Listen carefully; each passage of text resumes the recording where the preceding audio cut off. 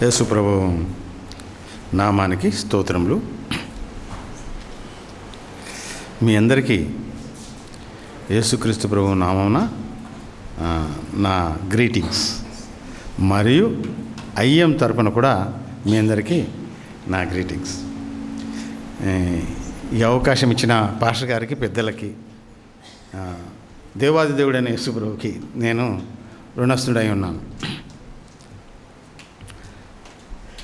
30 సంవత్సరాల ప్రయాణం యేసు ప్రభుతో ఐఎం ద్వారా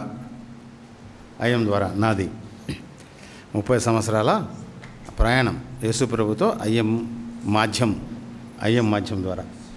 okay, so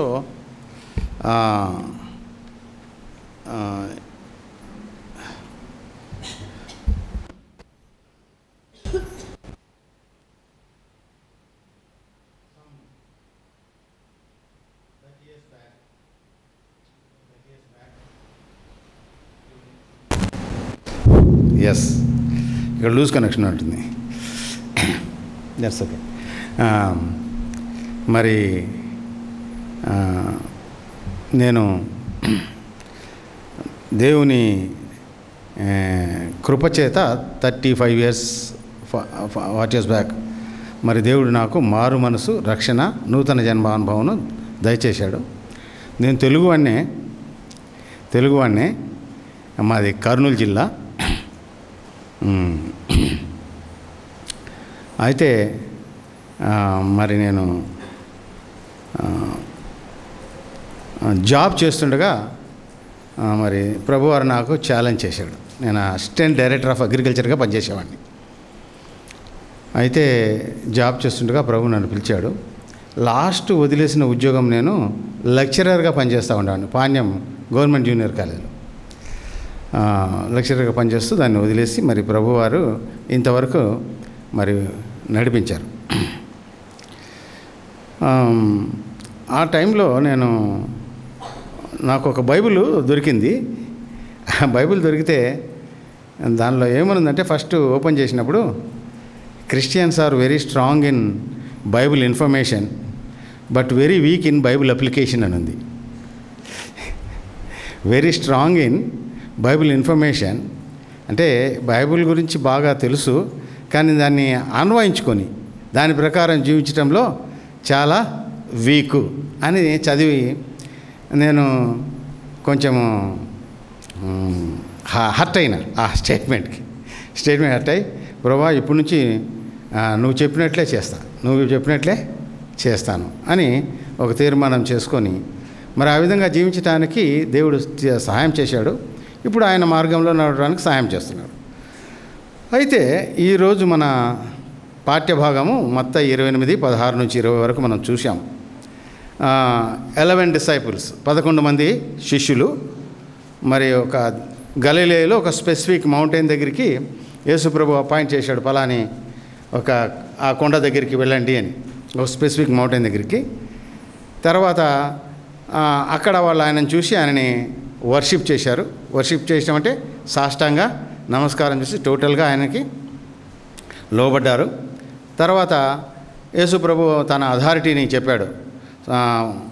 all authority is given అంటు మీ కదా, ఆయన అధికారాన్ని పరలోకమందును భూమి మీదను నాకు సర్వాధికారము ఇవ్వబడి ఉన్నది అంటాడు. దాని తర్వాత గ్రేట్ కమిషన్ అంటే మరి ప్రభువారి ఒక మరి మిషనరీ ఆజ్ఞ, మీరు సర్వలోకమునకు వెళ్ళి సర్వ సృష్టికి సువార్త ప్రకటించి సమస్త జనులను శిష్యులుగా చేయుడి. తర్వాత ప్రామిస్, ఇదిగో యుగ సమాప్తి వరకు మీతో కూడా నేను ఉన్నాను కదా. ఇప్పుడు మనం చదివిన టెక్స్ట్ని మనం అట్లా 5 భాగాలకు విభజించుకున్నాం, సరేనా. అయితే ఫస్ట్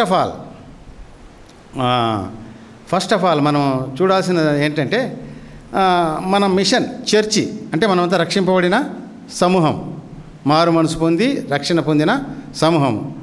ఆ విధంగా మనమంతా ఒక చర్చిగా, ఒక సంఘంగా మరి కూడుకొని ఉన్నాం. మన మిషన్ లేకుంటే మన పర్పస్, మన గోల్ ఏంటి, అది ఫస్ట్ మనం ఆలోచించాలి.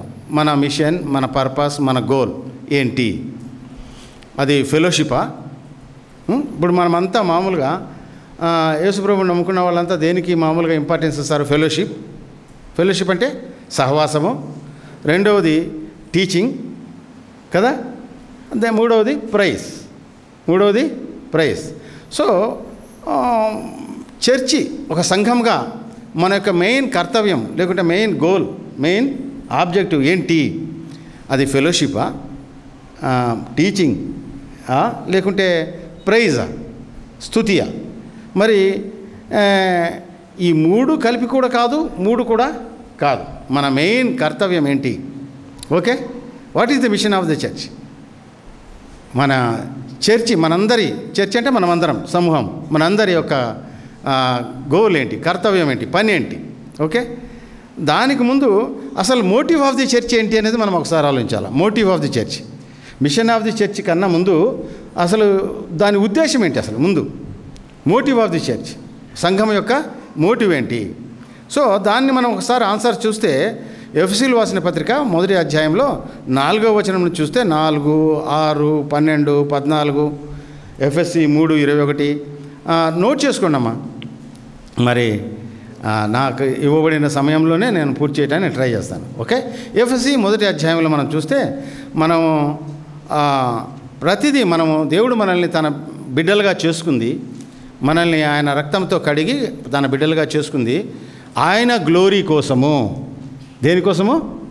ఆయనకు మహిమ తీసుకురావటానికి, ఆయనకి కీర్తి, పేరు, ప్రతిష్టలు తీసుకురావటానికి. అందుకని అక్కడ అంటాడు కృపామహిమకు కీర్తి కలుగునట్లు ఎఫ్ఎస్సి 1లో ఉంటుంది కదా. కాబట్టి యేసు ప్రభు వారు మనకి జాన్ 1:14లో ఆయన మహిమా స్వరూపిగా మనం వచ్చినట్లు, తర్వాత తండ్రి దేవుని గ్లోరీ ఎట్లా ఉంటుంది అనేది ఆయన మనకి ప్రత్యక్ష పరిచినట్లుగా మనం చూస్తున్నాం. సో ఈ మోటివ్, ఈ ఉద్దేశంలో నుంచే మన మిషన్ అనేది బయటపడుతుంది. సో మన మోటివ్ ఏంటి? దేవునిని మహింపరచాలి, దేవునిని ఘనపరచాలి. అందుకనే బైబిల్లో ఒక చోట ఏమంటుందంటే మీరేమి చేసినను కదా, పానము చేసినను, మరి చిన్న చిన్న విషయాల్లో ట్రివియల్ థింగ్స్, వాటి ప్రతి దానిలో కూడా దేవునికి మహిమ కోసమే మనము దేవుడు మనల్ని ఎన్నుకొన్నాడు. అది మెయిన్ మన మోటివ్. యెషయా గ్రంథంలో కూడా అంటాడు ఇశ్రాయేలు నిన్ను నా మహిమ నిమిత్తమే నిన్ను సృజించి తిని. సో మనమందరము దేవుని మహిమ కోసమే ఇక్కడ ప్రస్తుతం కూర్చొని ఉన్నాం, దేవుని మహిమ కోసమే దేవుని మాటలు వింటున్నాం. ఏ విధంగా నా ద్వారా దేవునికి పేరు, ప్రతిష్టలు, కీర్తి, మహిమ, గ్లోరీ మరి రావాలి అనేది మన యొక్క మెయిన్ ఇది. సో రిడెంప్టివ్ హిస్టరీ అంటే విమోచన హిస్టరీ ఒకసారి మనం చూస్తే మానవుడు మరి ఆది మానవుడు ఏదెనులో ఫస్ట్ ఆఫ్ ఆల్ పాపంలో పడ్డాడు. సో మొత్తం హ్యూమన్ రేస్ అంతా, మానవ జాతి అంతా నరకానికి మరియు మరణానికి లోనైంది. దానివల్ల శాపము తీసుకురాబడింది. సో దేవుడే మానవుని విమోచించడానికి ఆయన పూనుకొన్నాడు. ఆయన యొక్క మహాకృప మైదాశ్వరుని బట్టి, ఆయన ప్రేమను బట్టి. ఓకే, సో దేవుడే ఇనిషియేట్ చేశాడు కదా. ఆదాము ఎక్కడా అన్నాడు కదా, ఆదాముని వెతికాడు.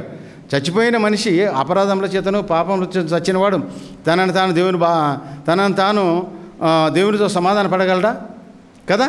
సో దేవుడే మరి ఆయన పూనుకొని మరి మనిషిని వెతికి మరి ఆదాము ఎక్కడా అనిన దేవుడు రెవల్యూషన్ 22లో ఏమంటా అంటే రండి ప్రభువైన యేసు రమ్ము వచ్చువానిని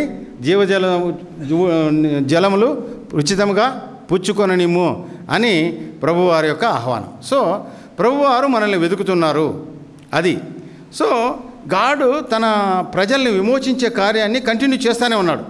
తన బిడ్డల్ని తన కొరకు ఏర్పరచుకుంటున్నాడు, ఆ విమోచించే కార్యాన్ని పాపములో నుంచి దానిలోంచి. సో ఎప్పుడైతే ఈ ఫాలన్ మనిషి అంటే పడిపోయిన మనిషి, నశించిపోయే మనిషి, నరకమునకు మరణమునకు లోనైన మనిషి ఎప్పుడైతే మరి విమోచింపబడతాడో, అనగా దేవుని యొక్క కృపను పొందుకోగలుగుతాడో, అనగా దేవుని బిడ్డగా మారగలుగుతాడో, రక్షింపబడగలుగుతాడో, మరి ఆ సమయంలో మరి దేవునికి మహిమ కలుగుతుంది. దేవునికి మహిమ కలుగుతుంది. అందుకనే దేవుడు ఆయనకు మహిమ తెచ్చుకోవడానికే ఈ మానవ హిస్టరీని he invaded the human history. ఈ మానవ చరిత్రలో ఆయన ఎంటర్ అయినాడు కదా. సో ఎందుకు ఆ డిజైరు, మనుషుల్ని రక్షించాలని ఆయన డిజైర్ ఎందుకు ఆ కోరిక ఆయనకి? ఎందుకంటే ఆయన తనను తాను నేను పర్ఫెక్ట్ గాడ్గా, అబ్సల్యూట్లీ పర్ఫెక్ట్ గాడ్ అంటే ఏ తప్పు లేని ఏ పర్ఫెక్ట్ గాడ్గా, అత్యంత పరిశుద్ధునిగా తనను తాను గ్లోరిఫై చేసుకోవాలని ఆయన ఉద్దేశమై ఉంటుంది. అందుకని ఆయన ఏం చేసినంటే మరి మనుషులను విమోచించడం ద్వారా తన యొక్క పర్ఫెక్షన్ని మరి ఆయన మనుషులందరి ముందు పెట్టి ఆయన గ్లోరిఫై కావటానికి ఆయన మనకు సహాయం చేస్తున్నాడు. సరే ఎట్లా మరి దేవుణ్ణి ఏ విధంగా మనం మహింపరచాలి? ఆయన ఏ విధంగా మహింపరచబడతాడు? ఎప్పుడైతే పాపములోనూ అపరాధంలోనూ చచ్చిన మనిషి మరి ఈ లోకము ఎప్పుడైతే ఆయనతో సమాధానపరచబడి విమోచించబడుతుందో మరి అప్పుడు దేవునికి మహిమ జరుగుతుంది. ఈ పని మీదనే మరి బైబిల్లో అంటారు, దేవదూతలు ఈ కార్యమును తొంగి చూడ కోరుచున్నారు అని బైబిల్లో ఉంటుంది కదా. అయితే ఈ పని కోసమే దేవుడు మొదటి నుంచి వెతుకుతూ ఒక మిషనరీ జనంగా ఇశ్రాయేలుని ఏర్పరచుకున్నాడు. ఇశ్రాయేలుని అబ్రహాము సంతానం నుంచి కదా. అందుకని అబ్రహాంతో అంటాడు, నీ ద్వారా సమస్త జనులు ఆశీర్వదింపబడతారు కదా. అది దేవుని మెయిన్, అందరినీ అబ్రహాము ద్వారా రక్షించాలి అని దేవుని కోరిక. సో అబ్రహాముని ఒక మిషనరీగా దేవుడు అంటే తన యొక్క మరి గ్లోరీని చూపించేవాడిగా, తన యొక్క మహిమను చూపించేవాడిగా, నిజదేవుణ్ణి మరి చూపించేవాడిగా అబ్రహాముని పిలిచాడు. తర్వాత అబ్రహాము నుంచి ఇశ్రాయేలుని మిషనరీస్గా నేషన్ని ఏర్పరచుకున్నాడు. మరి పడిపోయిన ఈ లోకానికి నిజదేవుణ్ణి చూపించడానికి. అయితే వాళ్ళు ఫెయిల్ అయినారు. అప్పుడు ఆయన కొంతమంది హంబుల్ పీపుల్ని, ఆయన ఈ లోకానికి వచ్చి కొంతమంది హంబుల్ పీపుల్ని సెలెక్ట్ చేసుకొని ఇప్పుడు చర్చి ద్వారా తన మహిమని, సంఘం ద్వారా తన మహిమని ఆయన మరి అందరికీ తెలియచెప్పాలని ఆయన ఉద్దేశము. సరే, అందుకోసమే అల్టిమేట్ సుప్రీం సాక్రిఫైస్ ఆయన వెల చెల్లించాడు మరి కదా. ఈ లోకానికి వచ్చి ఆయన తనను తాను బలిగా అర్పగించుకున్నాడు ఆ శిలువ మీద. ఆ విధంగా మన పాపంలో, మన శాపంలో శిక్ష అంతా ఆయన తన మీద వేసుకొని మనకు విమోచనము సాధించాడు. ఓకే, సో ఎవరైతే నేను దేవుణ్ణి మహింపరచాలి అనుకుంటున్నారో, దేవుని చిత్త ప్రకారం చేయాలి, దేవుని చిత్తాన్ని నేను గౌరవించాలి, దేవుని ఇష్టం ప్రకారం నేను జీవించాలనుకుంటున్నారో, సో దేవుడు ఏ విధంగా అయితే ఈ లాస్ట్ వరల్డ్ నశించిపోయిన ఈ లోకాన్ని ఏ విధంగా అయితే దేవుడు ప్రేమించి ఆయన మొదటి నుంచి ఈ పని మీదే నిమగ్నమై ఉన్నాడో, విమోచన కార్యం మీద ఎవరైతే దేవుని మహింపరచాలనుకుంటున్నారో ఈ నశించిపోయిన లాస్ట్ వరల్డ్ని మరి దేవుని కోసం వించేయటానికి వాళ్ళు ఆ హృదయం కలిగి ఉంటారు కదా. క్రీస్తు యేసునకు కలిగిన మనసు మీరును కలిగి ఉండుడి. కాబట్టి దేవుని హృదయం అంతా నశించిన దానిని వెదకి రక్షించుటకు మనుష్య కుమారుడు ఈ లోకమునికి వచ్చెను. సో దేవుని మహింపరచాలి అని దేవుని బిడ్డలైన ప్రతి ఒక్కడు మరి వాని యొక్క మెయిన్ ఉద్దేశం ఏంటంటే నేను కూడా మరి దేవుని మనసు కలిగి నశించు వారిని దేవుని వద్దకు నడిపించాలి. ఆ విధంగా నా దేవునికి నేను గ్లోరీ తీసుకురావాలి కదా. అందుకనే యోహాను సువార్త 17వ అధ్యాయము 3వ వచనంలో ఏమంటా అంటే నువ్వు నాకు ఇచ్చిన పనిని చేయుటకు నువ్వు నాకు ఇచ్చిన పనిని నెరవేర్చి నిన్ను మహిమపరిచితిని. దేవుడు మరి ప్రభువారు ఒక మిషన్ మీద వచ్చాడు. ఆ మిషనే మరి ప్రజలని మరి తండ్రితో సమాధానపరచటము కదా. సో ఈ ఫెలోషిప్, టీచింగ్, మరి ఈ ప్రైజ్, మరి దేవుడు మనల్ని ఎందుకు రక్షించుకున్నాడు? మనం ఇప్పుడు సహవాసంలో ఉన్నాము, దేవుని వాక్యం వింటున్నాము, టీచింగ్, ప్రైజ్ అనే దేవుని స్తుతిస్తున్నాము. ఈ మూడు కలిపి కూడా దేవుని పనిని నెరవేర్చటం కాదు. ఈ మూడు మనకేమంటే మనకు ఒక ట్రైనింగ్ లాంటివి. ఈ మూడు ఫెలోషిప్, ప్రైజ్, టీచింగ్ అనేవి మనల్ని దేవుని మహింపరిచే, దేవుని పని చేయడానికి ఇచ్చే బలం అన్నమాట ఈ మూడు కార్యాలు కదా. సో మనం ఇక్కడికి వచ్చేసి ఓన్లీ ఫెలోషిప్లోనే ఉంటే 4 గోడల మధ్యలోనే మన కార్యాలు జరిగిపోతూ ఉంటాయి. ఓన్లీ ఫెలోషిప్లోనే ఉంటే దేవునికి మహిమ ఎట్లా వస్తుంది? అయినా మానవులమైన మనం చేసే ఫెలోషిప్లో పర్ఫెక్షన్ ఉందా కదా. మరి ఒక చోట అంటాడు దేవుడు, మీ హృదయాలను పరిశీలించుకోనండి. మరి మీరు మనసులో రకరకాల ఆశలు, స్వార్థము, మరి ఇటువంటి భావాలతో నా దగ్గరికి వచ్చి మరి నాతో ఫెలోషిప్ అంటే మరి అది ఎంతవరకు సమంజసము? దేవుని బిడ్డల ఫెలోషిప్ ఉండాల్సిందే. ఎందుకంటే వీ హ్యావ్ టు, అదొక విధానము, దేవుని ప్రేమను వ్యక్తపరిచే విధానము. తన వల్ల నీ పొరుగువాడిని, కానీ ఆ ఒక్కటి దేవుని కార్యాన్ని నెరవేర్చదు, దేవుని పనిని, దేవుని ఉద్దేశాన్ని నెరవేర్చదు. చూసారా, ఫెలోషిప్ ఉంటుంది, కానీ ఫెలోషిప్ వల్ల ఇక్కడ ఉండే మనం ఇంపర్ఫెక్ట్ పీపుల్, మనమంతా అంత సంపూర్ణులం కాదు. ఇంపర్ఫెక్ట్ పీపుల్ మధ్య ఆ ఫెలోషిప్ అనేది మనల్ని ఎంతవరకు నడిపిస్తుంది? నీకు నిజంగా నేను దేవుడు రక్షించుకున్న తర్వాత ఒకవేళ దేవుడు నువ్వు పర్ఫెక్ట్ సహవాసంలో ఉండాలి అంటే ఈ లోకంలో ఉండాల్సిన అవసరమే వచ్చింది కదా. ఈ లోకంలో ఉండాల్సిన అవసరం వచ్చింది. నాకిర్రా, అక్కడ మంచి సహవాసం ఉంది, ఒరిజినల్ సహవాసం, అక్కడ తీసుకొని పోతాడు. సో అదేవిధంగా టీచింగ్ అనేది నెసరీ. ఎందుకంటే మన సైన్స్ని, పరిశుద్ధులని పర్ఫెక్షన్ చేయటము, మరి సైన్స్ని ఎక్విప్ చేయటము, పరిశుద్ధులని వాళ్ళని తయారు చేయటము, మరి పరిశుద్ధతలో ఎదిగే టీచింగ్ చేయటము, దేవుని కోసం నడిపించే టీచింగ్ చేయటం అనేది అవసరమే. కానీ అది ఒక్కటి నిజమైన టీచింగ్ నీకు కావాలంటే ఇక్కడెక్కడ ఉంటుంది? పైన ఉంటుంది కదా. ప్రభు వారి దగ్గర నిజమైన టీచింగ్ ఉంటుంది. ఇక్కడ మన టీచింగ్ ఎంతో లోపభూయిష్టమైనది. మనుషులు చేసే టీచింగ్ ఒకసారి మనం చెప్తాము, కానీ దాని ప్రకారంగా నడవం కదా. చెప్తా వాళ్ళు చెప్పుదురే కానీ ఆ విధంగా చెయ్యరు. దేవుని వాక్యం మనకు ఆ విషయం నేర్పిస్తూ ఉంది కదా. చాలా విషయాల్లో మనం ఫెయిల్యూర్సే. మరి మూడవదిగా ప్రైజ్. నిజమైన ప్రైజ్ ఎక్కడ దొరుకుతుంది? పైన దొరుకుతుంది. ఒకవేళ దేవుడు మనల్ని ఫెలోషిప్ కోసము, టీచింగ్ కోసము, ప్రైజ్ కోసమే రక్షించుకుంటే ఇక్కడ ఎందుకు ఈ లోకంలో ఉండాల్సిన అవసరం ఏమొచ్చింది?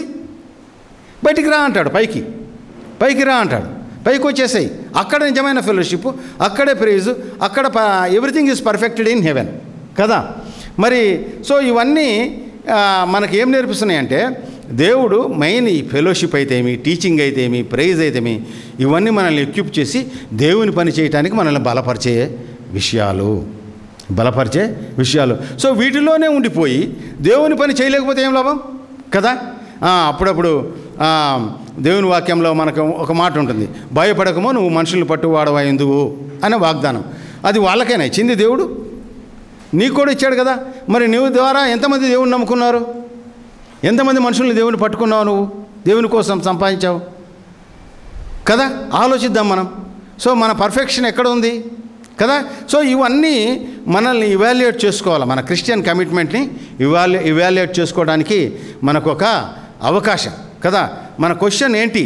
నేను నా జీవితాన్ని మరి తప్పిపోయిన, నశించిపోయిన మనుషులను, ఉమెన్ అండ్ మెన్, వీరందరినీ దేవుని దగ్గరికి, యేసుక్రీస్తు ప్రభువుతో నడిపించుటకు ఉపయోగకరంగా ఉందా, లేకుంటే నా కొరకు నేను బతుకుతున్నానా కదా. ఈ లోకంలో మనుషులు అప్పుడప్పుడు నేను చెప్తా ఉంటాను అక్కడ మా ఫీల్డ్లో, అరే లోకంలో 2 రకాల మనుషులు ఉన్నారు. ఒకటి దేవుడి ఇష్టానుసారంగా దేవుని మహిమ కోసం జీవించేవాళ్ళు, ఇంకొకటి తమ కోసం తామే జీవించేవాళ్ళు కదా. సో దేవుని ఇష్టానుసారంగా దేవుని కోసం జీవిస్తున్నామా? నా టైం, నా సమయం, నా శక్తి, నా సంపద, నా టాలెంట్, నా మనీ ఎక్కడికి పోతా ఉంది? దేవుని కోసం ఖర్చు పెడుతున్నానా? నా శక్తిని, నా సమయాన్ని, లేకుంటే నా కోసం నేను ఖర్చు పెట్టుకుంటున్నాను? ఇది వెరీ వెరీ ఇంపార్టెంట్ క్వశ్చన్ కదా.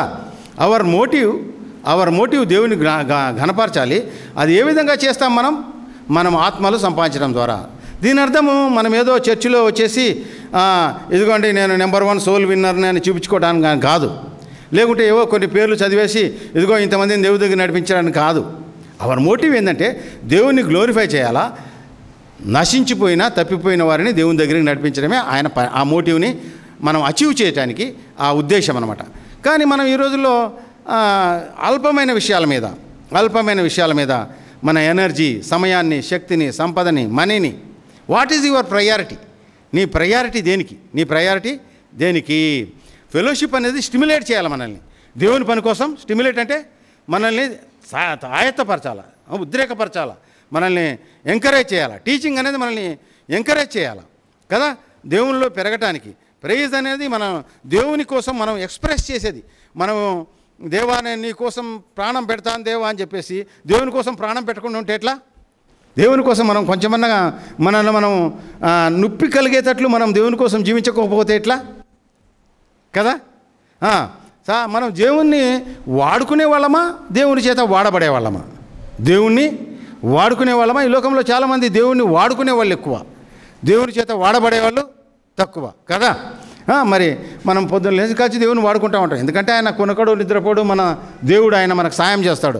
దేవా నాకు కాలు బాగలేదు, నా చెయ్యి బాగలేదు, నాకు ఆ ఉద్యోగమే, నాకు ఆ పెళ్లి చేయి, నాకు ఇది చేయి, నాకు ఇది చేయి, నాకు అది కావాలా, నాకు ఇల్లు కావాలా, కారు కావాలా. దేవుని వాడుకోవటమే. కానీ దేవుని చేతిలో వాడబడుతున్నావా నువ్వు? దేవుని చేతిలో వాడబడుతున్నావా? మన యాక్చువల్గా దేవుని బిడ్డవని చెప్పుకునే మనము ఏ విధంగా మనం చేస్తున్నాం, ఏ విధంగా ప్రవర్తిస్తున్నాం కదా? సో అందుకనే ఇక్కడ మనం ఈ 4-5 వచనాల్లో ఒక 5 పాయింట్లు దేవుడు మనము ముఖ్యమైన అవసరమైనవి దేవుని చేతిలో వాడబడాలి అంటే, ఎఫెక్టివ్గా దేవుని చేతిలో వాడబడి దేవుని సంఘాన్ని కట్టాలి అంటే, దైవ శిష్యులుగా చెయ్యాలి అంటే, ఎఫెక్టివ్గా వాడబడాలంటే ఒక 5 పాయింట్లు కనపడుతున్నాయి మనకి. నేను తొందరగానే పోతాను. నెంబర్ 1 పాయింట్ అవైలబిలిటీ అంటే అందుబాటు. దేవునికి మనము అందుబాటులో ఉండాలి కదా? నెంబర్ 1 పాయింట్ ఎసెన్షియల్స్ ఆఫ్, మరి దేవుని మహిమను పరచడానికి మనకు కావాల్సిన ఎసెన్షియల్ క్వాలిటీస్, నెసెసిటీ కదా? ఇతరులను శిష్యులుగా చేయాలంటే మనకు నెంబర్ 1 మనకు ఉండాల్సిన క్వాలిటీ ఏంటంటే greatest ability is the availability. దేవునికి అందుబాటులో ఉండగలగాలి కదా? మత్తయి రాసిన సువార్తలో ప్రభువారు 26వ అధ్యాయంలో 32వ వచనంలో ఏమంటారంటే, నేను మీకంటే ముందుగా లేచి గలిలయకు పోతును, అక్కడ మిమ్మల్ని కలుసుకుంటాను. 26:32లో. సో అదేవిధంగా మరి శిష్యులతో చెప్తాడు ఆ మాట. అదేవిధంగా 28వ అధ్యాయం మత్తయి 28, ఇదే ఇప్పుడు మనం చదివే అధ్యాయం, 7లో కొంతమంది స్త్రీలకు చెప్పి, అదిగో అమ్మా నేను గలిలయకు పోతున్నాను, మరి మీకు అక్కడ నేను మిమ్మల్ని కలుస్తాను. ఆ విధంగా మనం చూస్తాం. 1 కొరింథీ 15:9లో దాదాపు 500 మంది సహోదరులకి ఆయన మరి ఒకేసారి కనపడినట్లు మనం చూస్తున్నాం. సో మనము ఆ లెక్కను చూసుకుంటే మొట్టమొదటి 8 రోజులు జెరూసలేంలో ఉన్నాడు. తర్వాత ఆ నార్త్కు పోవటానికి, అంటే గలిలయ ఏరియాకు పోవటానికి ఒక వారం తీసుకోవచ్చు, 15 days అయిపోయింది అక్కడికే. దెన్ 3-4 days వాళ్ళు మళ్ళీ మేము ఫిషింగ్ పోతామని సెటిల్ అయినారు కొంచెం సేపు. అది ఒక 4 రోజులు, ఒక 20 days. దాని తర్వాత ఆయన వాళ్ళకి ఈ గలిలయ కొండ మీద వాళ్ళని కలిశాడు. ఓకే. సో దీన్ని బట్టి మనకి నెంబర్ 1 గ్రేట్ కమిషన్, దేవుని యొక్క ఆజ్ఞ మనందరికీ ఇక్కడ శిష్యులుగా చెప్పాడు, స్త్రీలకు చెప్పాడు, నేను కొండ మీద పోతున్నానని, మరి అందరికీ చెప్పాడు. గలిలయకే ఎందుకు సెలెక్ట్ చేసుకున్నాడు దేవుడు? ఇక్కడ యెరూషలేములో సిచ్యువేషన్ ఓలటైల్గా ఉంది, కొంచెం ఓలటైల్గా, చాలా సెన్సిటివ్గా ఉంది. సో గలిలయలో ఆల్రెడీ చాలామంది ఆయన మినిస్ట్రీ చేసిన ప్రాంతంలో కొంతమంది శిష్యులు ఉన్నారు. సో వాళ్ళకు కూడా ఆయన కన్ఫర్మేషన్ ఇవ్వాలి. సో అందుకని గలిలయని సెలెక్ట్ చేసుకొని మరి అక్కడ వాళ్ళకి ఈ ఆజ్ఞని ఇచ్చాడు. ప్రభునందు ప్రియమైన దేవుని బిడ్డలారా, చూసారా? దేవుని ఆజ్ఞ స్త్రీలకి, శిష్యులకి, అందరికీ. నో హీరార్కీ, పలానోడే చేయాలి సేవ, అట్లేం లేదు.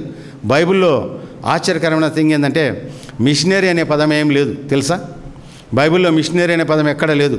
మిషనరీ అనే పదం లాటిన్ భాష నుంచి వచ్చింది. మనం చూసాం కదా, సర్వలోకమునకు వెళ్ళి అక్కడ ఏముంటుందమ్మా? 17-18 వచనం చదవండి. 17వ వచనం ఏముంటుంది?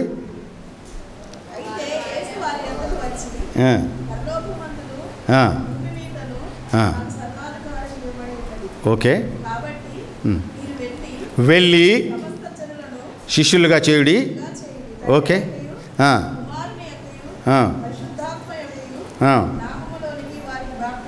బాప్తిస్మం ఇచ్చుచు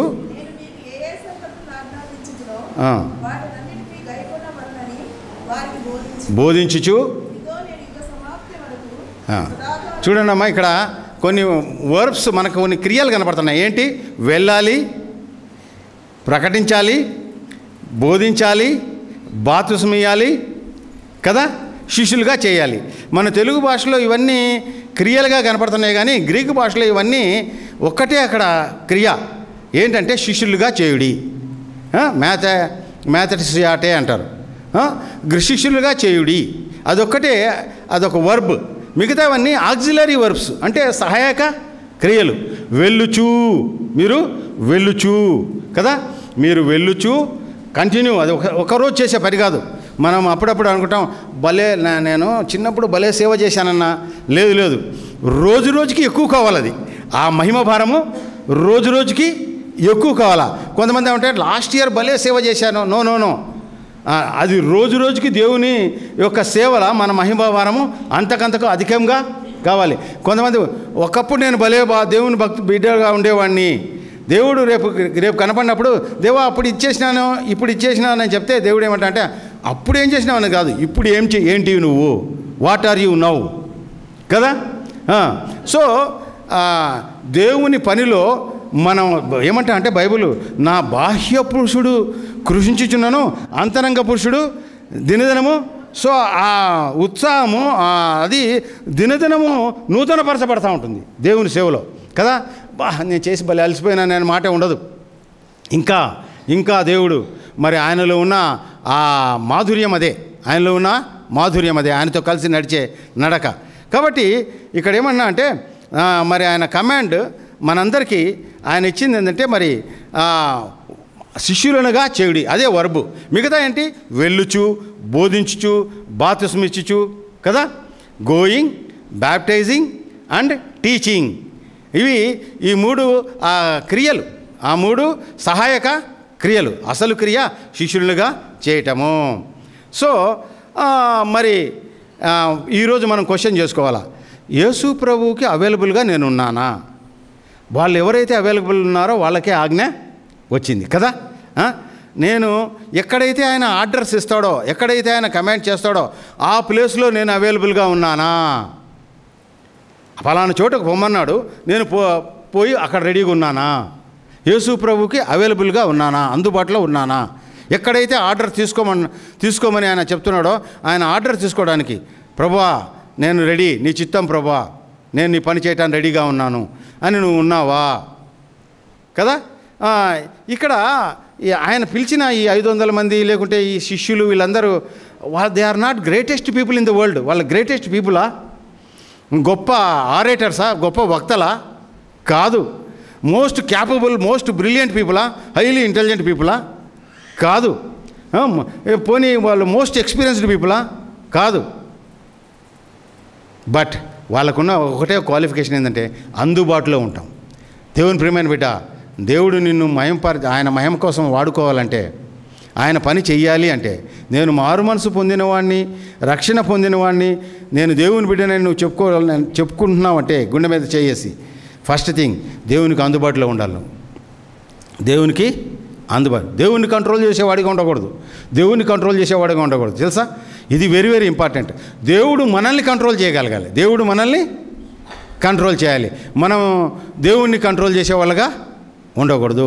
చాలామంది క్రిస్టియన్స్ దేవుని కంట్రోల్ చేస్తూ ఉంటారు, నువ్వు వచ్చేయి, నాకు ఇచ్చేయి, నీ ఇచ్చేయి. దేవుడిని కంట్రోల్ నో దేవుడు మనల్ని కంట్రోల్ చేయాలి. దేవుడు నేను ఫ్లూట్ ప్లే చేస్తాను, దేవుడు అంటాడు నేను ఫ్లూట్ ప్లే చేస్తాను, నా ఫ్లూట్కి అకార్డింగ్లీ నువ్వు డ్యాన్స్ చేయి అంటాడు దేవుడు. మనం మామూలుగా లోకంలో ఉన్న ధర్మాలు, లోకంలో ఉన్న మతాలు అన్నీ ఏంటంటే వాళ్ళు ఏమిటంటే, ఓ దేవా నేను నీకు ఫ్లూట్ చేస్తాను, నువ్వు డ్యాన్స్ చేయి అంటారు. దేవుని చేత డ్యాన్సులు చేపిస్తారు వాళ్ళు, అంటే దేవుడిని కంట్రోల్ చేస్తారు. కానీ మనం అట్లా కాదు, మనం దేవుడు చెప్పినట్లు వినాలి, దేవుడు చెప్పినట్లు వినాలి. సో దేవునికి అందుబాటులో ఉన్నావా? ఈరోజు మనల్ని మనం వేసుకోవాల్సిన క్వశ్చన్. అవును ప్రభా, నేను ఫలానా చోటుకు పొమ్మంటే పోతాను. దేవుడు అంటున్నాడు, నా కోసం ఎవరు పోతారు, నా పని ఎవరు చేస్తారు? ఇంతమంది చనిపోతున్నారే కదా. ఒకసారి నేను మిషన్ ఫీల్డ్లో చాలా విషయాలు ఉన్నాయి, కానీ మిషన్ ఫీల్డ్ అవన్నీ టైం లేదు. మిషన్ ఫీల్డ్లో ఒక ఏరియాలో పోయి దేవుడు కృప వల్ల దేవుడు ఓపెనింగ్ చేసి ఒక 16-20 సోల్స్ ఇచ్చాడు. అమ్మా, నార్త్ ఇండియాలో సేవ చేయడం చాలా కష్టం, అర్థమవుతుందా? నార్త్ ఇండియాలో సేవ చేయటం కష్టం. అసలు యేసు ప్రభు అంటే ఎవరో తెలియదు. ఆల్రెడీ యేసు ప్రభుకు విరోధంగా మనసుల్ని వాళ్ళు అంత చెత్తతో నింపి పెట్టేశారన్నమాట యేసు ప్రభుకు విరోధంగా. సో అటువంటి ప్లేసుల్లో మరి యేసు ప్రభువును చూపిస్తూ యేసు ప్రభు యొక్క సత్యాన్ని వాళ్ళకి తెలియజెప్తూ మరి దేవుని సన్నిధికి నడిపించడం అంటే అది రియల్లీ దేవుని కృప ఉండాలి. సరే, అక్కడ 16, 17 బిడ్డలు, దేవుని బిడ్డలు దేవుని నమ్ముకున్నారు. నమ్ముకుంటే కొంతమంది వచ్చేసి అక్కడ ఉండే లోకల్ వాళ్ళు, ఇది మన ఏరియా కాదు కదా, ఈ ఏరియాలో ఎందుకు సేవ, ఈ ఏరియాలో ఎందుకు సేవ, మన ఏరియా కాదు కదా అని చెప్పేసి నన్ను క్వశ్చన్ చేశారు. అప్పుడు నేను అన్నాను, బ్రదర్, గిరిగీసుకొని ఇది నా ఏరియా, ఇది నా ప్లేసు చేసే సేవ కాదు ఇది. అరచేతిని అడ్డు పెట్టుకొని సూర్యుడిని ఆపలేవు, అరచేతిని అడ్డు పెట్టుకొని సూర్యుడిని ఆపలేవు. నేను ఆటోలో ఇది మాటమాటి కలపాలి, ఏం కాదు. నేను ఆటో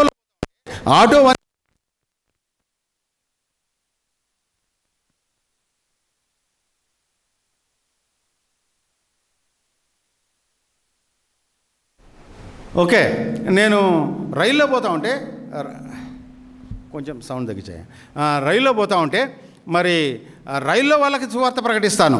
రోడ్డు మీద నడుస్తూ ఉంటే రోడ్డు మీదకి సువార్త ప్రకటించాల్సిందే. ఎందుకంటే ఎక్కడ చూసినా నశించు ఆత్మలే నాకు కనపడేది. నీ కన్ను యేసుప్రభు కన్నులు కలిగి ఉండాలి, నువ్వు యేసుప్రభు కన్నులు కలిగి ఉండాలి. మరి నువ్వు నాకు ఓన్లీ లిమిటెడ్, నేను చర్చిలోనే చేస్తానంటే ఎట్లా? చర్చిలో చేసే పరిచర్య వేరు, దానిలో బలం పొందుకుంటావు. చర్చిలో నేర్చుకుంది బయటకు పోయి జీవించాలా, చర్చిలో నేర్చుకుంది బయటకు పోయి జీవించాలా. ఇక్కడే మనం అప్పుడప్పుడు ఒకసారి డెహ్రాడూన్లో నేను చెక్ చేస్తూ ఉన్నాను బైబిల్. అక్కడ కొంతమంది వచ్చినారు యవనస్తులు, రాక్ మ్యూజిక్ అంట, యేసు ప్రభు రాక్ మ్యూజిక్ అంట. వాడికి ఇట్లా కటింగ్ అనమాట, ముర్గా కటింగ్లు ఇట్లా. తర్వాత ఇక్కడ చినిగిపోయింది అన్ని, బీదోళ్ళు ఏమో అనుకున్నాను, ఇక్కడ చినిగిపోయింది అన్ని చినిగిపోయినాయి. మరి వచ్చేసి ఇంకా మళ్ళీ మెడలో ఒక డోలు మరిగా గిటారు ఉంటాయి కదా, అది పెట్టుకొని అంకల్ వీఆర్ ఇన్వైటింగ్ యూ, మామూలుగా నిలబట్ల వాడు ఇట్టా కలుతున్నాడు ఒకటేమైనా. నలుగురు, uncle we are inviting you for the rock concert music, you please come and grace the occasion, ఏవేవో చెప్పేస్తున్నారు.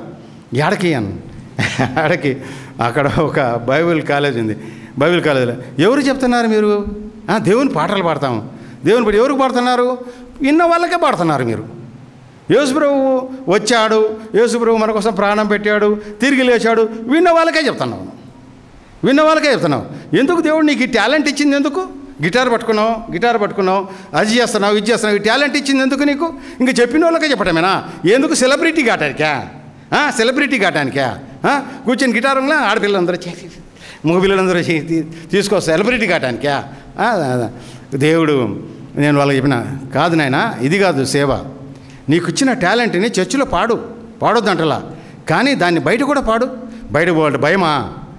ఇంత పిరికితనం అయితే పార్లేజీ అని చాక్లెట్ ఉంటుంది, అసలు ఇన్ని వస్తాయి 25 పైసలకు, అప్పట్లో 25 పైసలకి ఇన్ని వస్తాయి. అవి చూసుకొని జేబులో పెట్టుకో, పోయి ఒక కల్వర్ట్ మీద ఒక కార్నర్లో కూర్చొని నీ అంతకు నువ్వు గిటార్ వాయించు, పాట పాడుకో, యేసుప్రభు గురించి పాట. పిల్లలు వస్తారు, పిల్లలు వచ్చినప్పుడు చాక్లెట్లు ఇస్తూ ఉండు. దేవుని పని చేయాలంటే చాలా మార్గాలు ఉన్నాయి బ్రదర్. చర్చిలో కూర్చొని చేస్తానంటున్నావు నువ్వు, ఇక్కడికి వచ్చి చేయటం ఏంది?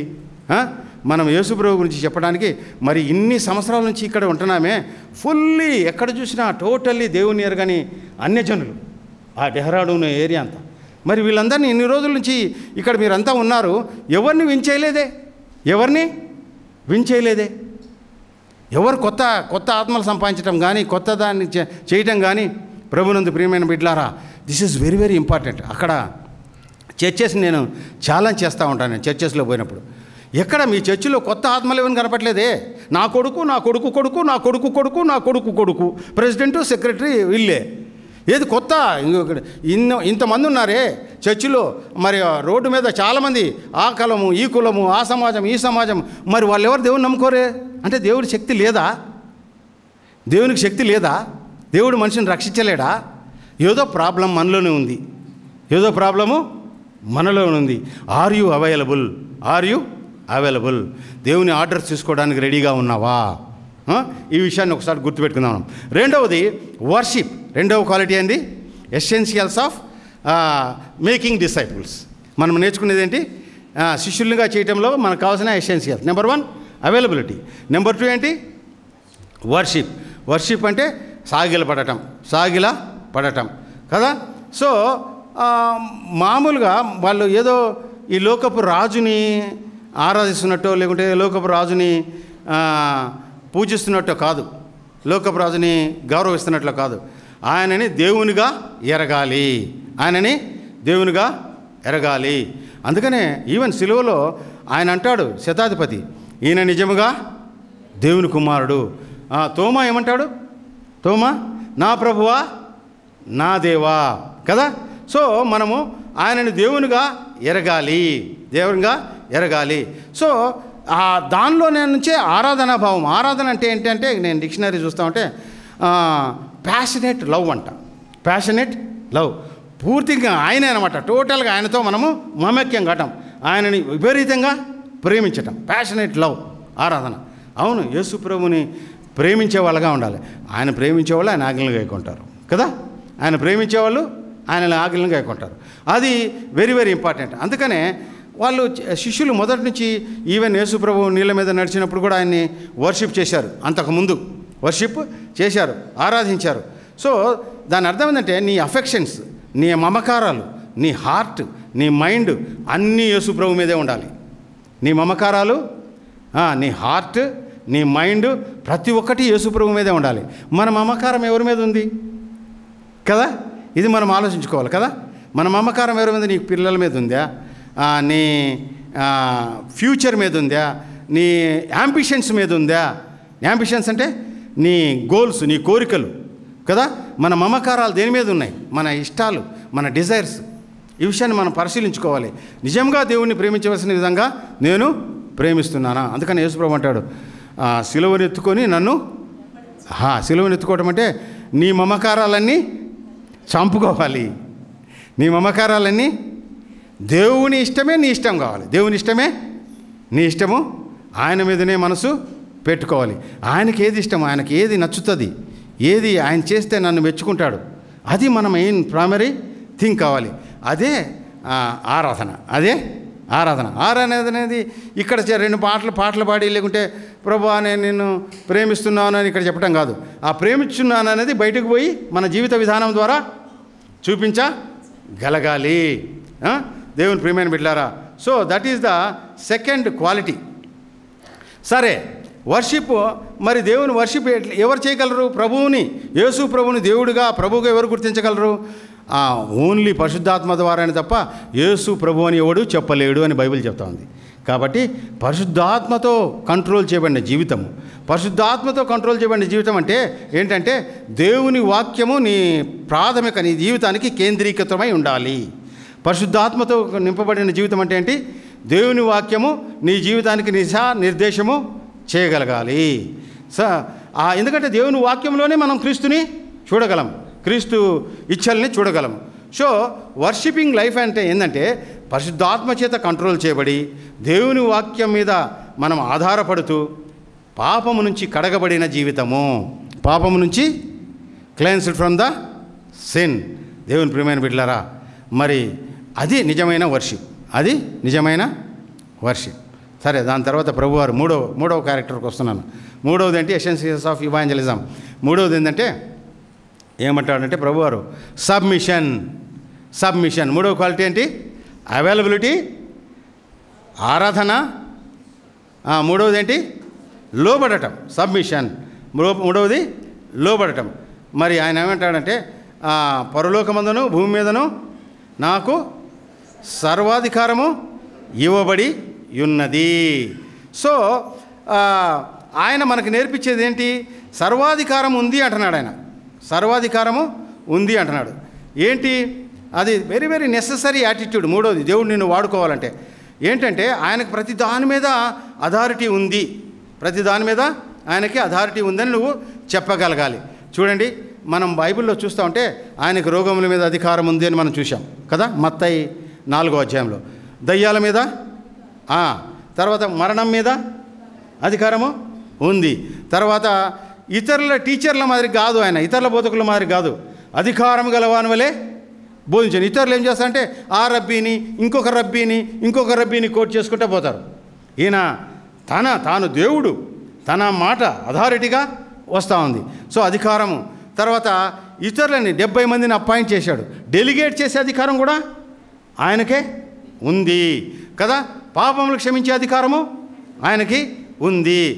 మరి మృతులని జడ్జి చేసే అధికారము, వారిని తిరిగి లేపే అధికారము ఆయనకే ఉంది. ఆయన ఒక చోట అంటాడు, నా ప్రాణం తీసుకోవడానికి ఎవరికి అధికారము? నా అంతకు నేనే అంత సర్వాధికారి. సాతాను మీద, సమస్త రాజ్యముల మీద కూడా ఆయనే. మరి ఇంత పవర్ఫుల్ అథారిటీ కలిగిన దేవుడు మన నుంచి ఏం డిమాండ్ చేస్తున్నాడు? సబ్మిషన్. ఇంత అధికారము, ఇంత అథారిటీ కలిగిన దేవుడు నన్ను లోబడమంటున్నాడు. అధికారం అంతా నా దగ్గర ఉన్నప్పుడు నువ్వు ఎందుకు భయపడతావు? అధికారం అంతా నా దగ్గర ఉన్నప్పుడు నువ్వు ఎందుకు భయపడతావు? నాకు లోబడి నువ్వు మరి నా కొరకు నా విమోచన కార్యంలో పాలిభాగస్తుడివి కా. మనుషుల్ని నా దగ్గర నడిపించడంలో, నశించు ఆత్మలను నా దగ్గర నడిపించడంలో కమాన్ నాతో కలిసి పని చేయి. దేవుడు మనతో కలిసి యేసు ప్రభు జత పనివారం అంటాను బైబుల్. యేసు ప్రభు జత పనివారం, ఆయనతో కలిసి మనం పని చేయాలి. దేవుని ప్రియమైన బిడ్డలారా కదా. మరి అది మూడవది సబ్మిషన్. సో కానీ మనమంతా మన ఎనర్జీస్ని, మన టాలెంట్స్ని, మన మనీని ఎక్కడ వేస్ట్ చేస్తున్నాం? మనం ఎవరికి లోబడుస్తున్నాం? మన అసెట్స్ని, మన అన్నింటిని దేవునికి లోబడుస్తున్నామా? మనం పాట పాడతాం. చిన్నప్పుడు నేను కూడా బాప్టిస్ట్ సంఘంలో ఉండేవాడిని.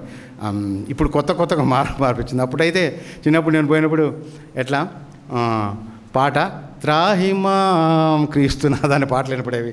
ఉన్న పాటున్నా వాచ్ అనే పాటలు వినపడేవి కదా. మరి ఆ టైంలో మరి ఆ ఒబీడియన్స్ మరి నేను చూస్తున్నాను. మరి మన అసెట్స్ మన ఇవన్నీ ఆ పాటల్లో ఒక పాట ఏంటంటే, యేసు స్వామి నీకు నేను నా సమస్త, all to Jesus I surrender. కానీ యాక్చువల్గా ఆర్ వి సరెండరింగ్? మనం సరెండర్ అవుతున్నామా నిజంగా? కానీ ఒక చర్చిలో ఒక పాస్టర్ అన్నీ ఏం లేదు బ్రదర్, నా దగ్గర ఏం లేదు అని చెప్పేసి అన్నీ తీసుకొని వచ్చేసినాడు. మేమంతా అంతా ఫ్రీ, మా కార ఏం లేదు అన్నాడు. అనిన తర్వాత బ్రదర్ ఇక్కడ ఏం లేదు, కానీ బీరువాలో ఉండేది కూడా తీసుకొచ్చి దేవుని కోసం ఖర్చు పెట్టు అన్న. బీరువాలో ఉండేది కూడా తీసుకొచ్చి దేవుని కోసము ఖర్చు పెట్టు. బయట ప్రజల దగ్గర నా దగ్గర ఏమి లేదని చూపించుకోవటం కాదు కదా. ఒక ధనవస్తుడైనా యవనస్తుడైన అధికారి ఏమంటాడు? ప్రభువా, నేను చిన్నప్పటి నుంచి ఈ ఆజ్ఞలన్నీ పాటిస్తానే ఉన్నా, ఇంకా నాకేం కొదవ ఉంది? నేను నిత్య జీవనకు వారసుని. యేసుప్రభు అంటాడు, ఇవన్నీ అమ్మి, ఎందుకంటే నీ మనసంతా వీటి మీద ఉంది, నీ ధనం ఎక్కడున్నో నీ హృదయము నన్ను వెంబడించు ఇట్లా అని చెప్పేసి మొత్తం దేవుడు బ్యాంక్రప్ట్ కామని దివాలా దేవుని కోరుకోవట్లా. కానీ నువ్వు దేనికి ప్రయారిటీ ఇస్తున్నావు? దేవుని కోసం జీవిస్తున్నావా, లేకుంటే మరి నేను చెప్పాను కదా దేవుని చేత దేవుని వాడుకోవటం కోసం జీవిస్తున్నావా? దేవుని వాడుకోవటం కోసం జీవిస్తున్నావా? ప్రభువునందు ప్రియమైన బిడ్డలారా, సో థర్డ్, లోబడదాం. మనవన్నీ ఆయనకి ఇద్దాం. యేసు స్వామి, నేను ఫస్ట్ నేను సమర్పించుకుంటున్నా, మా మొత్తము నీకు ఇస్తాను. తర్వాత నాలుగవ క్వాలిటీ, నువ్వు ఆత్మలు సంపాదించాలి, దేవుని రాజ్యం కట్టాలి అంటే నాలుగవ క్వాలిటీ ఒబీడియన్స్. ఏమంటున్నాడు? కమాండ్ ఏమంటాడు? Make disciples of all nations, సమస్త జనులని శిష్యులనుగా చేయుడి. ఏమంటున్నాడు? చూడు దేవుని బిడ్డ, మరి నా బిడ్డ, నేను అన్నిటి మీద ఇన్ఛార్జ్ కాబట్టి నువ్వు నాకు ఒబీడియంట్గా ఉండు. ఒబీడియన్స్ అనేది ఏంటి? కార్యరూపం దాల్చాలి కదా. కార్యరూపం దాల్చాలి మనం కదా. కార్యరూపం ఎట్లా దాల్స్తుంది? వెళ్ళు. ఏమంటున్నాడు? Go baptise and teach. So మనము వెళ్ళేవారిగా ఉండాలి. ఎక్కడికి వెళ్ళాలి? చెప్పాను కదా నేను, నీ పక్కింటోడు మారు మనసు రక్షణ పొందాల్సిందే, నీ వీధిలో వాడు మారు మనసు రక్షణ పొందాల్సిందే.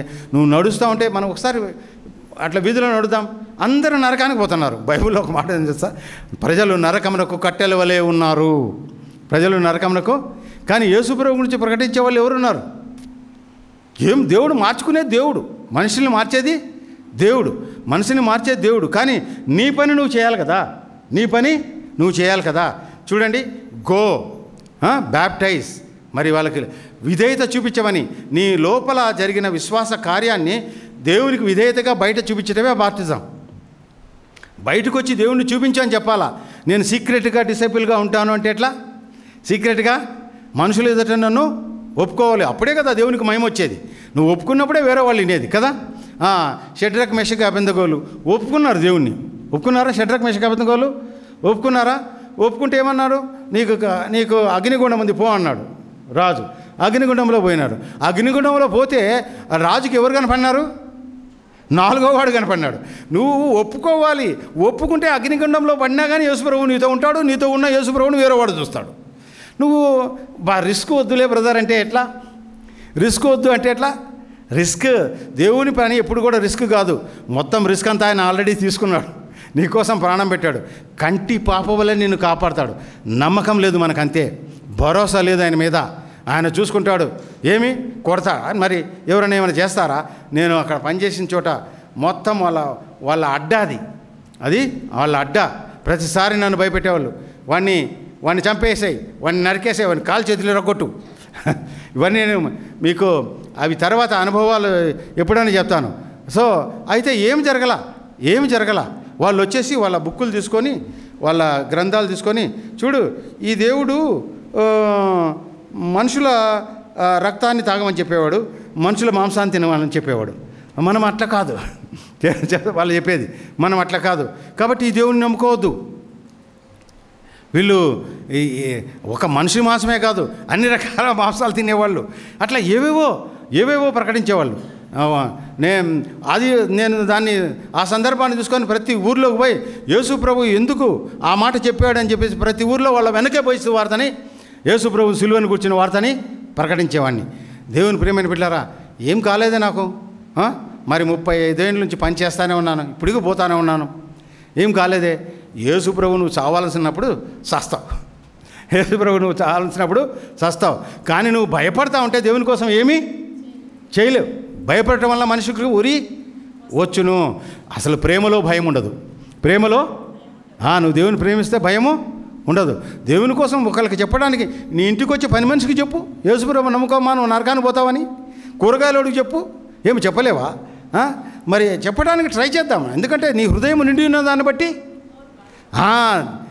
హృదయంలోని యేసు ప్రభు ఉంటే నువ్వు బయట కూడా యేసు ప్రభు అంటావు. హృదయంలో యేసు ప్రభు లేదు, నువ్వు అన్నీ ఏవేవో ఆశలు ఉన్నాయి కదా. You must be very careful. ఈ విషయాలను మనం జాగ్రత్తగా. అందుకనే దేవుడు అంటాడు, లోకముతో నీ హృదయాన్ని నింపుకోవద్దు. లోకంలో ఉన్నదంతా ఏంటి? Very good. శరీరాశ, నేత్రాశ, జీవోపడంబము. అంటే దాని అర్థం ఏంటో సార్? శరీరాశ అంటే చెయ్యాలి. ఏంటి శరీరాశ అంటే ఏంటి? ఏదో చెయ్యాలి, నేను ఈ పని చేయాలి, ఆ పని చేయాలి, ఈ తప్పు పని చేయాలి, ఆ తప్పు పని చేయాలి. It's a kind of doing కదా. శరీరాశ. నేత్రాశ అంటే కావాలి. మనకు లోకంలో ఉండదంతా చెయ్యాలి, కావాలి. నేను అది కావాలి, ఇది కావాలి, నాకు అది కావాలి, నాకు ఇది కావాలి. జీవితకాలం అంతా అది కావాలి, ఇది కావాలి. మరి మూడవది జీవోపడంబం.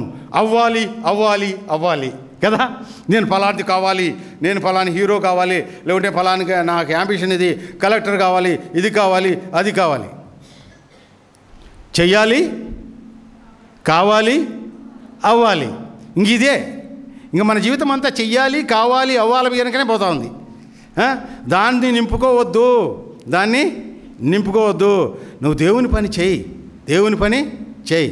నువ్వు యేసు ప్రభు కన్నా ట్రెజర్, గొప్ప సంపద ఎవరు మనకి? యేసు ప్రభు కన్నా గొప్ప సంపద ఎవరు? ఆయన ఉంటే అన్నీ ఉన్నట్లే. ప్రభునందు ప్రియమైన బిడ్డలారా, ఒబీడియన్స్ అనేది వెరీ వెరీ ఇంపార్టెంట్. ఒబీడియన్స్ అనేది మన ఫోకస్ని ఎప్పుడు కూడా దేవుని మీద పెట్టుకుందాం. దేవుని ప్రియమైన బిడ్డలారా, మరి మన అప్లికేషన్ ఏంటి? మరి ప్రజలని మనం ఎంకరేజ్ చేసి కన్ఫెషన్, దేవుని కోసం గట్టిగా నిలబడే కన్ఫెస్ చేసే వాళ్ళుగా తయారు చేయాలి. వాళ్ళ కోసం కరేజియస్గా దేవుని కోసం నిలబడే వాళ్ళుగా తయారు చేయాలి. సరేనా? మరి టీచింగ్ గురించి 2 మాటలు. మనం టీచింగ్ అనేది లేకపోతే మరి ఇవన్నీ మనకి దేవుడి యొక్క ఉద్దేశాలు మనకి తెలియదు. కాబట్టి వాళ్ళకి టీచింగ్ కూడా చేసి దేవుని ఉద్దేశాలను ప్రజలకు తెలియజెప్పే బాధ్యత మనది. సో ఒబీడియన్స్లో 3 మాటలు ఉన్నాయి. ఏంటి? టీచింగ్, గోయింగ్ అండ్ బ్యాప్టైజింగ్ అంటే వాళ్ళకి ధైర్యం నేర్పించడం. ధైర్యము పబ్లిక్గా వచ్చి దేవుని కోసం నిలబడే సాక్షులుగా చేయటము కదా. లాస్ట్ పాయింట్ ఏంటంటే పవర్. యేసు ప్రభు మనకి ఏమిచ్చాడు? మనం యేసు ప్రభు సేవలో వాడబడాలంటే నెంబర్ 1 ఏంటి? అవైలబిలిటీ. రెండవది ఆరాధన. మూడవది సబ్మిషన్, లోబడటము. నాలుగవది ఒబీడియన్స్. ఐదవది ఏంటి? పవర్, శక్తి కదా, పవర్. ఆయన ఏమంటాడు? Lo I am with you always even unto the ends of the యుగ సమాప్తి వరకు నేను మీకు తోడుగా ఉన్నాను. ఇక్కడ ఏమంటుంది? 3 విషయాలు ఉన్నాయి ఇక్కడ. ప్రామిస్ ఉంది, పవర్ ఉంది, ప్రజెన్స్ ఉంది. ప్రామిస్ ఉంది, పవర్ ఉంది, ప్రజెన్స్ ఉంది కదా. నేను ఉంటాను అంటున్నాడు. నువ్వు ఎందుకు భయపడతావు? నేను ఉంటాను రా అంటున్నాడు కదా. చిన్నపిల్లలు కొట్లాడుతూ ఉంటే వాడు భయపడతా ఉంటే వాళ్ళ నాయన వచ్చి పట్టుకొని, ఎవడరా కొట్టేది? నేను రా చూద్దాం రా అంటాడు కదా. మన యేసు ప్రభు మనతో ఉండేవాడు, మనల్ని వదిలిపెట్టాడు. అర్థమైందా? So his presence is a reality. His presence is a సజీవుడైన దేవుడు మన దేవుడు కదా. అందుకని రుచి చూచి తెలుసుకుందాం, ట్రై చేద్దాం. మనం దేవుని పని చేయడానికి ముందుకు దుంకుదాం. మనం తర్వాత దుంకితే కదా బయట నుంచి మనం చెప్పడం ఈజీ, ఇక్కడ నుంచి కదా. ఇంత లోతుంది అంత లోతుంది, దిగి చూడు కదా. రుచి చూచి ఎరిగి తిని యెహోవా ఉత్తముడని, రుచి చూచి ఎరిగి తిని. కాబట్టి దేర్ ఈజ్ ఆయన దగ్గర పవర్ ఉంది. ఆయన ప్రజెన్స్ మనకి ప్రామిస్ చేశాడు. ఆయన ప్రజెన్స్ని ప్రామిస్ చేశాడు. మరి అక్కడ ఏమంటున్నాడు సార్? నేను అంటున్నాడు. ఐ అంటే మోషేని ఏ విధంగా కమిషన్ చేశాడో దేవుడు. ప్రభా నువ్వెవరు? ఉన్నవాడనోను. సో నేను నీతో పాటు ఉన్నాను అంటున్నాడు యేసు ప్రభు. నీతో పాటు కమాన్ పని మొదలుపెట్టు అంటున్నాడు. పని మొదలుపెట్టు. నాకు ఒక ఉద్రేకం కావాలి, నాకు గూస్ బంప్స్ రావాలి, నాకు ఏదో సంథింగ్ నాలో ఏదో కరగాలి, అప్పుడే నేను సేవకు పోతాను కాదు. దేవుని మాట నీలో పని చేస్తుండగా, దేవుని మాట నిన్ను మరి హెచ్చరిస్తూ ఉండగా, దేవునికి లోబడే హృదయం, ఆయన ప్రేమించే హృదయం, నీకోసం సిలువలో రక్తం కార్చిన ఆయన ప్రేమను అర్థం చేసుకునే మనసు నీకుందా కదా. That is his power. దేవుని ప్రియమైన బిడ్డ, ఈరోజు ప్రభువారు మనతో చెప్తున్నాడు. మనం ఈరోజు కమిట్ చేసుకున్న తర్వాత ప్రభువారి యొక్క పనిలో మరి వాట్ ఈజ్ మై ఎయిమ్? ఒక్కొక్కసారి మనల్ని మనం పరిశీలించుకుంటే చాలా మంచిది. నేను రక్షింపబడి, ఎవరైనా చెప్తున్నారా? నేను రక్షింపబడి 10 సంవత్సరాలు అయింది. మరి 10 సంవత్సరాల్లో సంవత్సరానికి ఒక ఆత్మను సంపాదించి 10 ఆత్మలు సంపాదించావా? ఆలోచిద్దాం మనం. మరి ఏం చేస్తున్నా నేను? Only fellowship, teaching. మరి ఈ ఫెలోషిప్, టీచింగ్ అనేది ఫ్రూట్ఫుల్ కాలేదే. ఫెలోషిప్, టీచింగు, ప్రైజ్ అనేది ఫ్రూట్ఫుల్ కాలేదే. ప్రతి సంవత్సరము దేవుని హస్తము కురచ కాలేదు. ఒక తీర్మానం చేసుకుందాం. ఎస్ దేవా నేను పోతాను, ఎస్ దేవా నేను డిసైపుల్గా చేస్తాను. ముందు నేను డిసైపుల్గా ఉంటాను, నేను నిన్ను వర్షిప్ చేసేవాడిగా ఉంటాను, అవైలబుల్గా ఉంటాను. నేను నీకు అవైలబుల్గా ప్రతి ఇంచు నేను నా రిసోర్సెస్ నువ్వు నాకు ఇచ్చినవంతా నీకోసం నేను ఇచ్చేస్తున్నాను ప్రభా. సబ్మిషన్ నీకోసం నేను ఇచ్చేస్తున్నాను ప్రభా. ఇదిగో నా ఒబీడియన్స్, ఇదిగో ప్రభా నా ఒబీడియన్స్. నీ పవర్, నీ ప్రజెన్స్ని నేను ఫీల్ అవుతూ ముందుకు సాగుతాను. ప్రభునందు ప్రియమైన దేవుని బిడ్డలారా, రండి మనమంతా కమిట్ చేసుకుందాం. ఆయన చేతిలో బలమైన సాధనాలుగా వాడబడదాం. వచ్చుచున్నవాడు ఆలస్యం చేయకుండా వచ్చుచున్న దినాల్లో ఉన్నాం. రేపు అడుగుతాడు యేసు ప్రభు ఏం చేసినావు నువ్వు నా కోసం? ఏం చేసినా? ఏం చేయలా. ఎంత ఘోరంగా ఉంటుంది. ఏం చేసినావు నువ్వు? ఏం చేయలా. ఏం చేసినావు? పోయినావు, వచ్చినావు, 24 గంటలు నాకు ప్రార్థన. వాళ్ళు చెప్తా ఉంటారు. ఒక్కొక్కసారి నేను ఏం చెప్తా ఉంటానంటే, మా కొరకు వాళ్ళకి అక్కడ నార్త్ ఇండియాలో వాళ్ళకి ఏం చెప్తాంటే, ఒరే యేసుప్రభుని ఎందుకు నమ్ముకుంటున్నారా మీరు? 24 గంటలు నా కాలు బాగు చేయటం, చేయి బాగు చేయటం, నాకు ఇల్లు, వాకిలి, ఉద్యోగము, పొలాలు ఇవి సంపాదించేటట్టయితే. ఎందుకంటే ఒకసారి ఒక సేటు నాతో, అక్కడ సేటు శ్యామ్ సేట్ అంటాడు. అక్కడ వాళ్ళందరికీ నేను బాగా పరిచయం. శ్యామ్ సేట్, ఏమయ్యా? శ్యామ్ సేట్ ఏంటి, ఎక్కడ పోయిస్తున్నావయ్యా? సార్ మా చర్చి సేట్, దేవుని ఏం చెప్తారయ్యా మీరు? యేసు ప్రభువుని నమ్ముకుంటే కొట్టములో నుంచి రేకుల షెడ్ వస్తుంది, రేకుల షెడ్డులో నుంచి ఈ స్లాబ్ ఇల్లు వస్తుంది కదా. ఇవేనా చెప్పేది? లేకుంటే రోగం బాగవుతుంది, లేకుంటే ధనవంతులం అవుతాము, లేకుంటే ఇంకా మంచి పనులు జరుగుతాయి, ఇంతే కదా. దయ్యాలు వెళ్ళగొడతాయి. మా పాపాలు కూడా అంతే చేస్తారు కదయ్యా. మా బాబాలు కూడా అంతే చేస్తారు. ఇంకా మా దేవుడు చూడండి, నన్ను కోటీశ్వరుని చేసినాడు. మా దేవుడు చూడండి, మొత్తం అందరినీ నా చేతులు పెట్టుకొని నేను చేస్తూ ఉంటా. నా బాత్రూమ్ ఖర్చే 25 లక్షలు. ఏమంటాడు ఆయన? నా బాత్రూమ్ ఖర్చే 25 లక్షలు. నీలాంటి వాడిని భలే నాకు బాగా నచ్చావయ్యా నువ్వు, నీ కమిట్మెంటు నీది ఇది.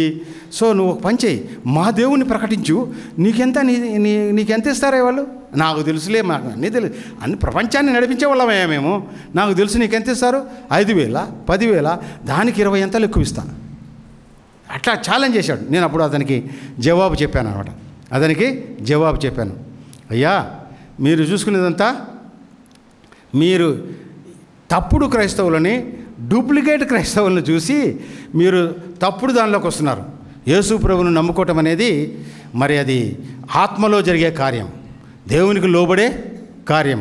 మరి దానికి నేనే నిదర్శనం. ప్రభునందు ప్రియమైన బిడ్డలారా, మనం యేసు ప్రభువుని ఏ విధంగా చూపిద్దాం? ఆయనకు అవైలబిలిటీలో ఉండి ఆయనని చూపించి ఆయన మహింపరుద్దాం. మరి ఇంకొకసారి మనం అందరం కమిట్ చేసుకుందాం. కళ్ళు మూసుకుందాం, తలలు వంచుదాం, దేవునితో చేద్దాం. ఎస్ లార్డ్, నేను నీకు అవైలబుల్గా ఉంటాను.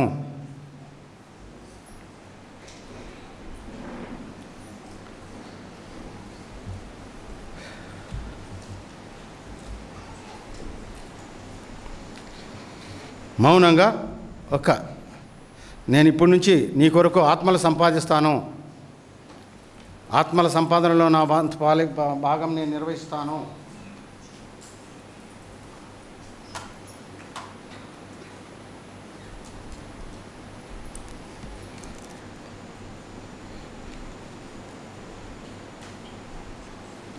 ఆయనతో ఒక ఒప్పందం చేసుకుందాం. నీ బిడ్డగా జీవిస్తాను, వాక్యం వినువానిగా మాత్రమే కాక వాక్యానుసారంగా ప్రవర్తించేవాడిగా ఉంటాను. పాస్టర్ గారు ప్రార్థనలో నడిపిస్తాడు.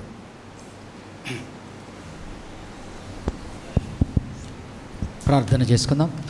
పరిశుద్ధమైన దేవానైనా, నీ యొక్క ఆత్మ ద్వారా శక్తివంతమైన వాక్యమునైనా మా జీవితాలని సరిదిద్దుకోవడానికి, జీవితాలని మరొకసారి నాయన నీకు సమర్పించుకోవడానికి, దేని కొరకైతే నీవు మమ్మల్ని పిలుచుకున్నావో ఆ పని చేయుట యందు మేము నాయన ఆ దినం ఇజ్రాయేలీ జనాంగము ఏ విధముగా అయితే విఫలమైనదో అదే రీతిగా నేను ఈ దినం ఎంతోమంది క్రైస్తవులుగా సంఘముగా విఫలమై ఉన్న సమయంలో మరొకసారి నీవు నాయన మిషన్ యొక్క మోటివ్ని నీవు బయలుపరిచిన రీతిని బట్టి ఏ రీతిగా తండ్రి మేము ఆయత్తపడాలనో, మా జీవితాలని నాయన పునర్ప్రారంభించాలనో, సమర్పించుకోవాలనో నీవు మరొకసారి నీ సేవకుడైన శామ్ గారి ద్వారా మరి ప్రభు నీవు సవాళ్ళను విసిరియుండగా మేమందరము కూడా మా లోటుపాట్లని ఒకసారి సరిచూసుకోగలిగినట్లుగా మమ్మల్ని క్షమించమని, మేము నీ యొక్క మార్గముల నుండి ఒదిగియుండి నాయన అణిగియుండి మరి ప్రభు నీ అధికారము కింద నుండి నీవు మాకు ఇచ్చిన పనిని మేము నమ్మకముగా చేయగలిగినట్లుగా, నీకు అందుబాటులో ఉండగలిగినట్లుగా మమ్మల్ని ప్రభు వాడుకోనమని వేడుకుంటున్నాను. ఇక్కడున్న ప్రతి బిడ్డ కొరకు ప్రార్థిస్తున్నాను.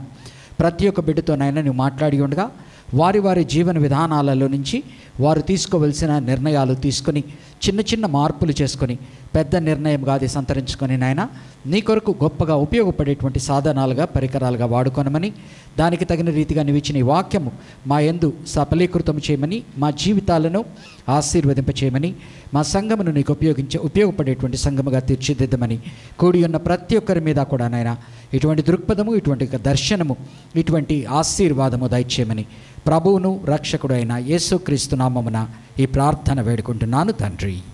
ఆమేన్.